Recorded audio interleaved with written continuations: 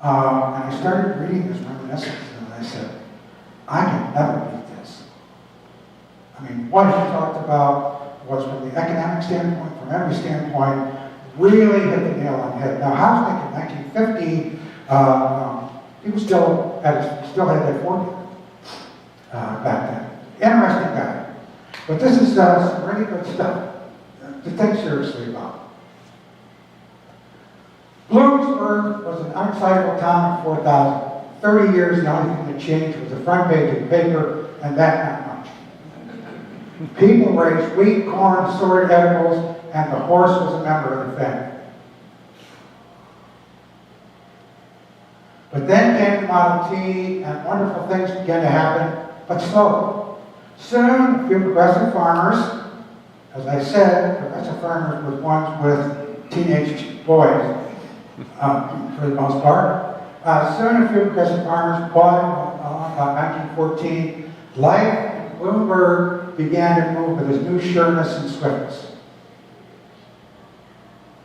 People found it was easy to drive, so most everyone learned. It was cheap, so many people could buy one. It was built to drive over bad roads of its day, so horizons spread. Most people lose is Henry Ford was born and raised on a 200-acre farm in Dearborn. His first 16 years of his life was spent, he was the oldest of 5 children, which meant he was out working in the fields all the time. He did not like the hard physical labor of farming.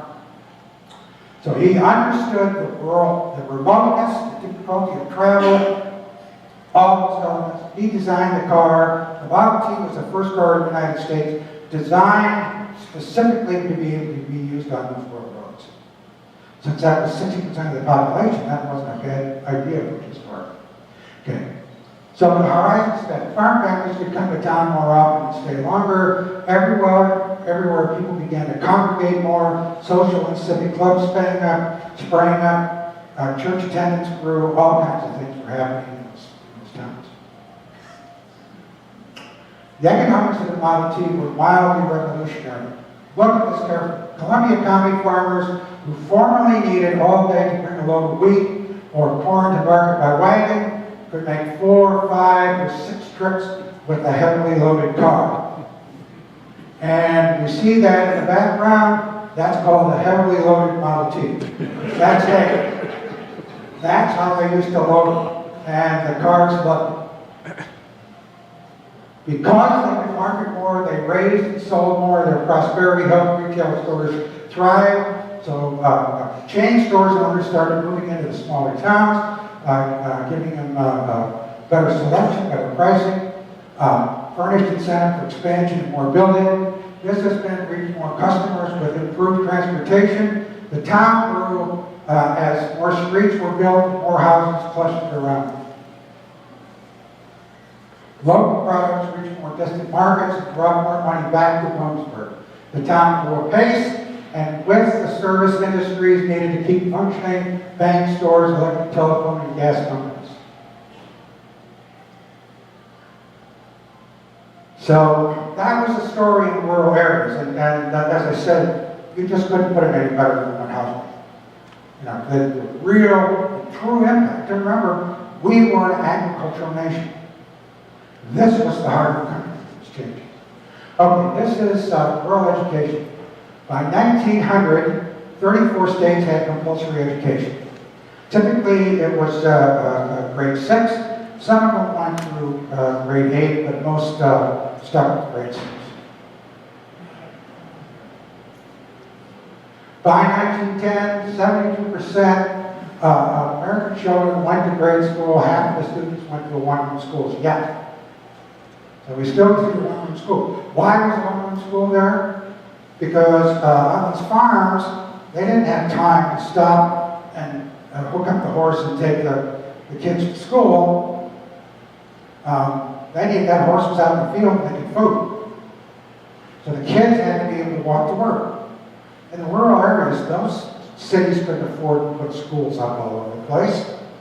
So the best they could do was they made what was called the one-room schoolhouse. They were in walking distance of a fairly significant area. One teacher, grades 1 through 6, all being taught at the same time. Not an easy thing to do. So that was education in rural America. By 1890, approximately 200,000 attended high school. By 1910, it was 1 million, and by 1920, almost 2 million attended. So we see a massive increase in rural education. You see that bus over there? That's a double A or double TT truck chassis with a homemade school bus on the back. And with the availability of the Model T in rural areas, transportation issues were significantly reduced, and the number of children capable of getting to a high school increased dramatically. Prior to that, unless you lived in a town, your chances of going to high school were minimal because of the travel issues.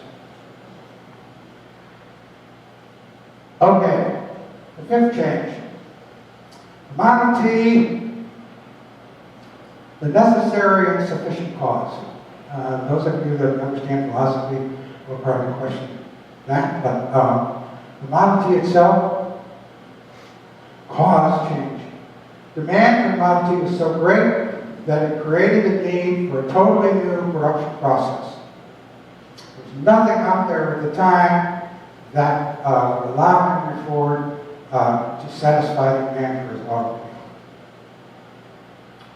This production process would eventually affect every industrial nation in the world, and it's still used today. One of the first things Henry Ford did was called de-skilling of labor. Initially, building automobiles required many people with special skills. Machinists, carpenters, welders, and others. Because of the demand for skilled labor, wage rates increased and added significantly to the cost of an automobile. And one of the reasons why Detroit became the automotive capital and all these companies started in Detroit was because Detroit was a non-union city. And Oldsmobile was building cars in Lansing, but they built a plant in Detroit because labor was much cheaper. And labor was a significant part of an automobile back then. So, but having them to have these special skills added to the cost. Ford solved the problem by developing production machines and tooling that allowed unskilled workers to produce large quantities of high-quality parts. This was really the magic sauce in Henry Ford's production system, because they developed machines where somebody that had been out on the street 4 or 5 hours earlier had never operated a machine in their life. They could hire them, bring them in, put them behind one of these machines, a couple hours worth of training, and they were making parts every bit as accurate as the most skilled craftsman. As I said, this is the secret sauce.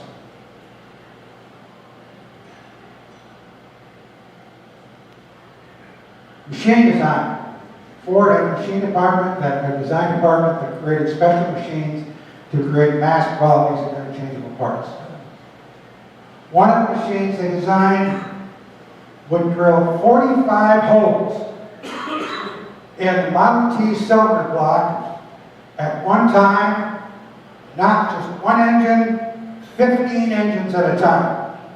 Nobody had heard of anything like that before. Want to know how Henry Ford, when the Model T first came out, it was $850. That was 3 years' salary for an average industrial worker. How did the price, he wanted to get the price up. By 1914, prior to the continuously moving assembly line being used at the plant, the price was down to about $560. After they implemented the Ford production system, in 1923, the Ford Highland Park Plant had 3 final assembly lines. They were building a car every 24 seconds because of that system. In 1923 alone, Ford produced over 2 million Model Ts in the United States. Now, it wasn't just the one plant. By that time, by the end of Model T production, there were 37 plants in the United States building Model Ts, or assembling them to some percentage, not necessarily making parts. So, think about that. And the price of the car, the economic result of that was the Model T in 1923, the touring car, was now $260. And between 1910 and 1920, industrial wages in the United States had doubled. Why did they double? A guy by the name of Henry Ford in 1914 decided to pay his employees $5 a day. More than twice what they were making the day before. Now, one plant in Highland Park, Michigan wasn't going to change the American economy, but there were plants all over the United States. And if you had a manufacturing facility anywhere near a Ford plant, and they were all over, there were 37 of them. They were all over, you would have to pay pretty close to what Henry Ford paid just to keep your employees. Otherwise, they'd get all trained on machining, and bam, they were off working for Mr. Ford. That drove the entire economy. That meant that by the end of 1923, as a percentage of your annual income, the Model T was now 1/8 the original cost, and they couldn't make it fast enough.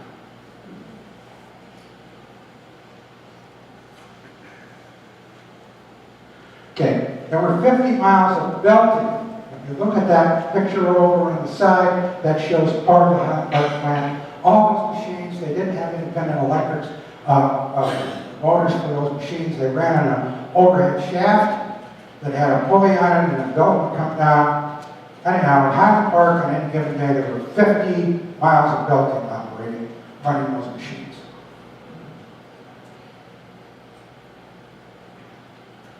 Ford's inspection system. This is another key issue that gets overlooked. Ford had a large inspection department. They used devices like Johansson Gauge Blocks to assure excellent precision. But I have to understand that the inch was not standardized in the United States until the late 20s. So what might be an inch at one machine shop would not necessarily be an inch at another machine shop. A Swedish guy by the name of Johansson had come up with these gauge blocks. These were accurate to 6 decimal points. And they could set their machines up.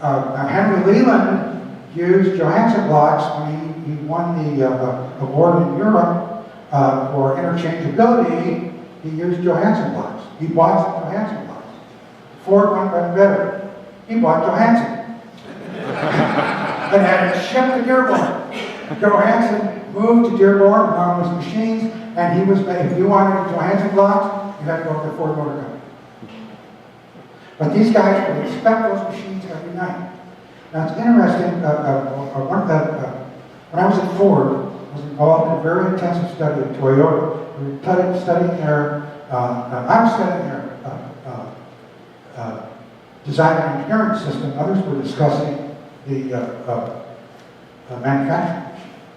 And I got to go to Japan, got to sit down and talk with a room full of their managers, ask them questions, and we had some interesting discussions. And I was amazed to find out that unlike the American automobile companies, Toyota, automobile leader, didn't inspect parts. We looked into it further, and guess why they didn't inspect parts? Because they inspected the machines. Like Henry Ford, they knew if the machine was right, the part was right. So, and we were going crazy inspecting all these parts, and the parts that were bad would get set off to the side, and then they would run low in production, and somebody would go over and get the bad parts and start putting them on cars. It was one of the problems we had. Toyota had gone and visited Ford, Sakichi Toyota, had been earlier to some of the auto companies, and Kiichiro Toyota, who started Toyota Motor Company, actually spent time at the Ford Bruce plant studying what they did. And The Highland Park Plant, by the way, the parts were just in time. We'll talk about that in a second. Same thing that Toyota did when they went to, when they first set up their system. Okay. Instead, they inspected machines every night. They knew if the machines were right, the parts were right. This is a major contribution to the development of Ford's mass production system. Integrated manufacturing assembly. This was brilliant. I worked in the Ford plant, which was the original plant the Model T was produced in. It's 3 stories high, wood floors. Ford had to move. Why did he have to move? Because those wood floors at that time, the maximum capacity was 100 pounds per square foot. That meant you could not put heavy machinery any place but on the first floor that was cement. This plank, steel reinforced concrete. 4 stories high, and the floors were strong enough you could put heavy machines on the top floor. That was key. You could start machining parts at the top floor. They would go down to the next floor, some more machining. Go down to the second floor. They would either be sub-assemblies or final machining, and then gravity slides next to down, the part went down to the person on the assembly line just in time. So that was the brilliance of the design of that factory. Part manufacturing, as I talked about that. There were other companies using assembly lines. Those production systems would move after each station completed the line's pulse instead of flow. The speed was determined by the individual workers. So you might have one slow guy keeping the whole line moving. The Ford line, I'm sorry folks about your high school history books. Henry Ford did not invent the moving assembly line. He invented something far more complex, the continuously moving synchronized assembly line. What that meant was, from the time the first part went in the car all the way through the plant, it never stopped, it ran at the same speed. Everybody on that assembly line had to have a job they could do in the same period of time. With the Model T initially, that turned out to be 90 seconds.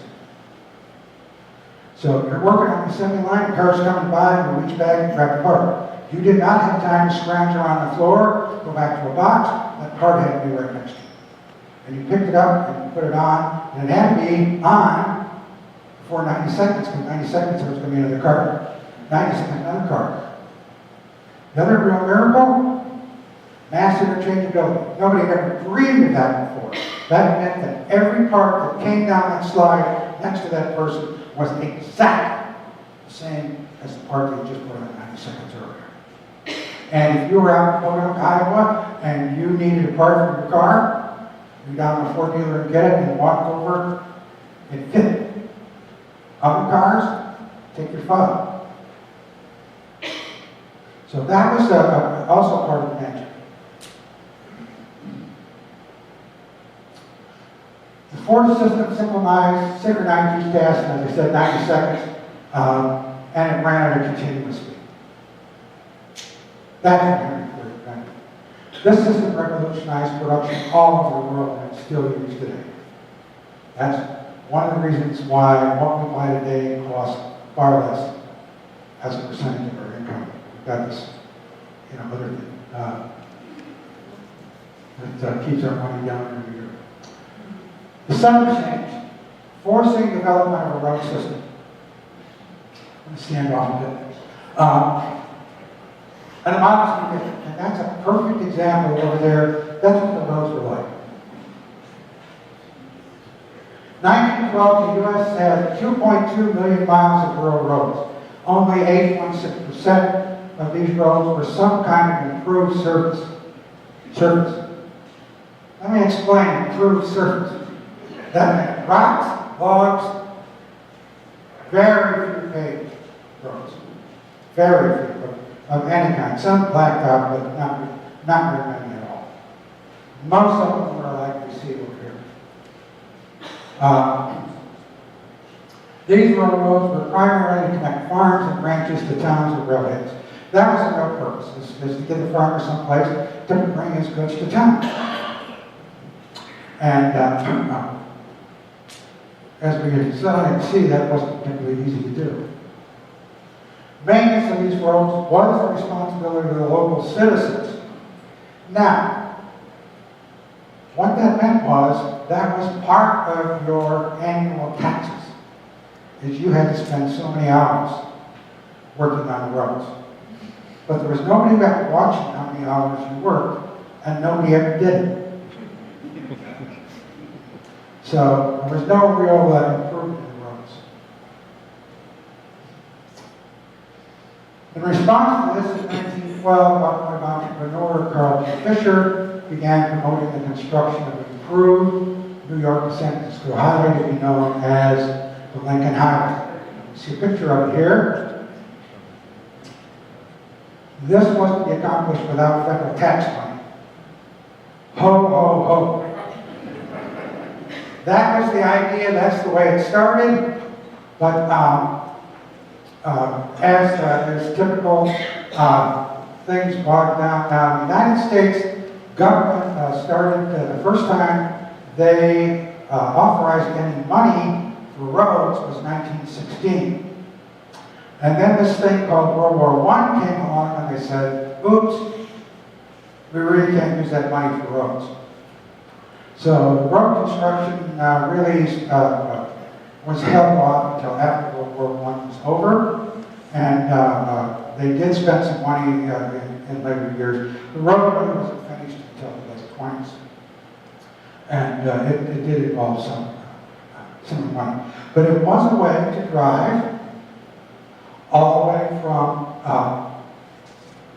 New York, all the way across the country, up to California. And it was a big improvement, and a lot of people took advantage of it. And automobiles changed because of that. Roads started improving. The Model T was becoming less and less valuable as a method of transportation.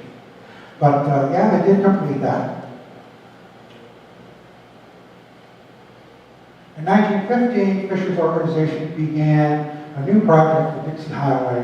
This highway would start from Mackinac, Michigan, and would end up in Miami.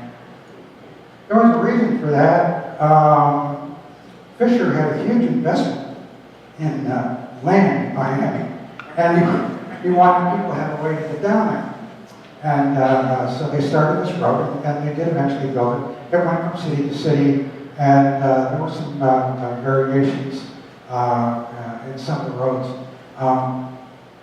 If you were a city, you wanted to be either on the Lincoln Highway or on this highway because you were assured a constant flow of customers into your city. That's one of the reasons why the Lincoln Highway and all of them were built with money provided, for the most part, by the cities and by the businesses.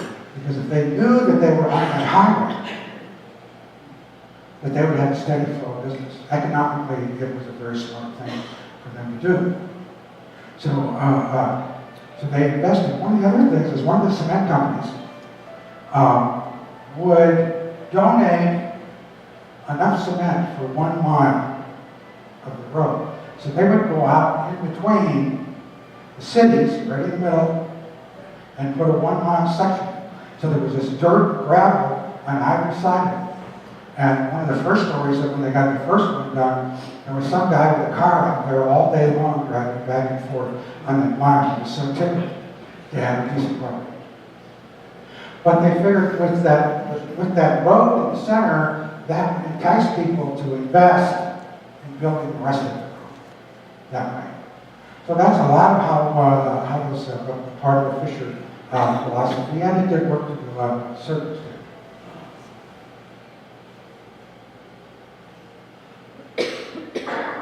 And again, this was to be done without federal tax money, and again, ho, ho, ho. Did the Model T change the world?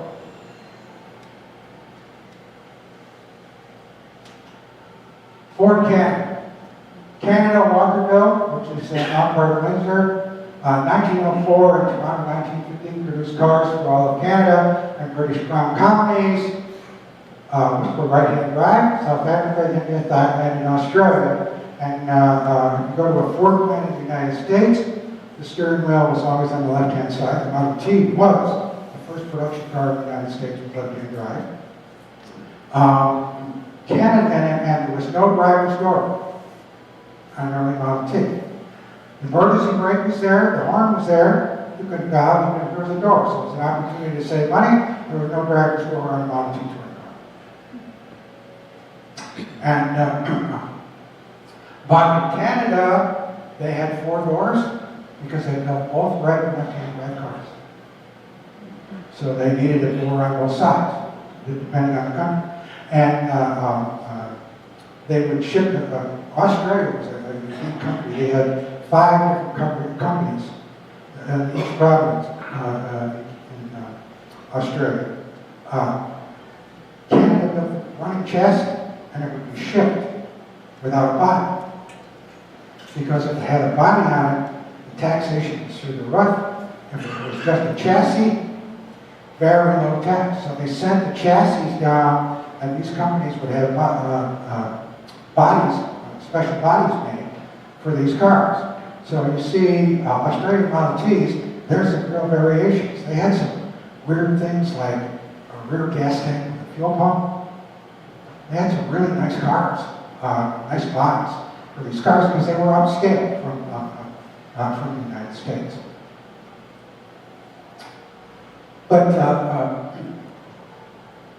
England was a plant in a Model T, Ford Model T plant in Manchester, England. Trafford Park, for those of you that are familiar with England. France, Bordeaux, 1911. Spain, Cadiz, Valencia, 1920. Ford, Denmark, Copenhagen, 1923. Germany, Berlin, 1925. All built in Model T, right or left-hand drive, depending on the country. Also, South America, Brazil, Argentina,